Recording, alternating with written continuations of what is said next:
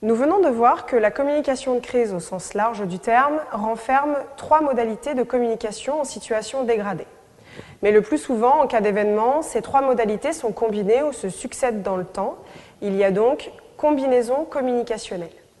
Nous allons maintenant voir quelles sont les spécificités de cette communication de crise et quelles sont les clés d'une bonne communication en situation exceptionnelle.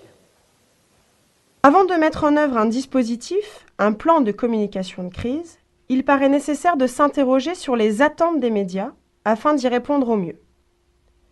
L'information des populations est un des fondements de la démocratie. Nombre de médias partent du postulat que la communication faite par les institutions sert leurs intérêts et doit donc être par nature mise en doute.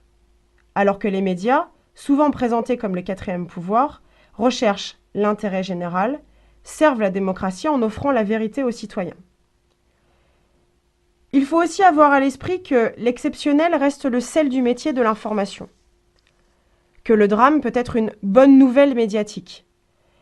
Le drame focalise l'attention du public car il met en scène des personnes ordinaires auxquelles le public peut facilement s'identifier. Les médias cultivent ainsi une culture d'opposition.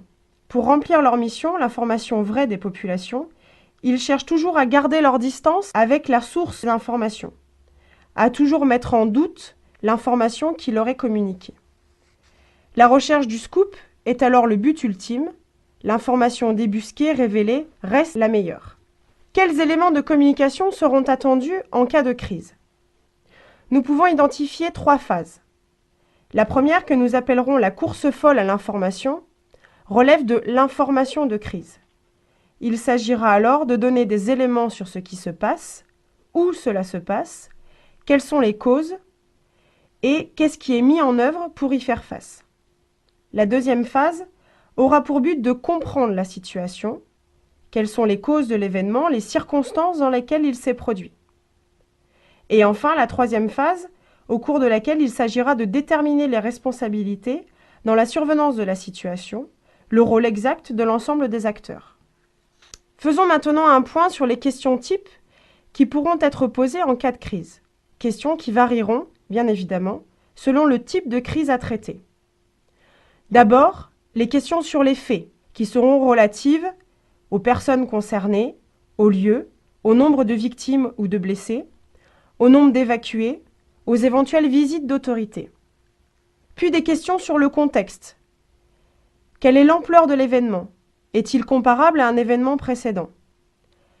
Y avait-il des plans de secours prévus ? Les intervenants étaient-ils formés à la gestion de ce type de crise ? Mais aussi des questions éventuelles sur l'organisation qui doit faire face à cette crise.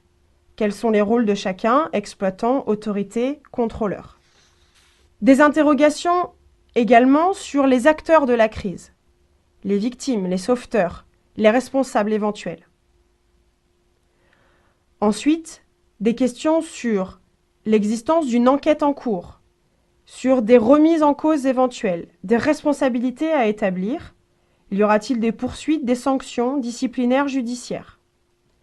Puis viendra enfin le temps des suites à donner à cet événement, des leçons à en tirer, des commémorations.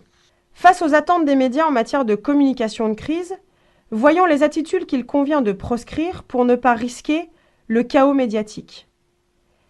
Cacher le problème ou refuser de parler, comme nous l'avons dit, la société actuelle est une société de communication.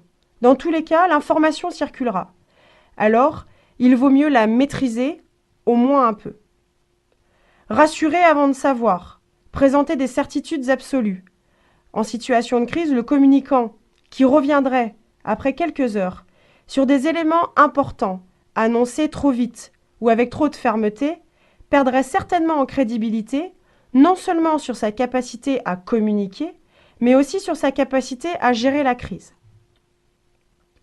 Recourir à une attitude hautaine, employer un langage technique, inaudible, couperait certainement le communicant de son objectif, qui est d'informer, d'expliquer la crise.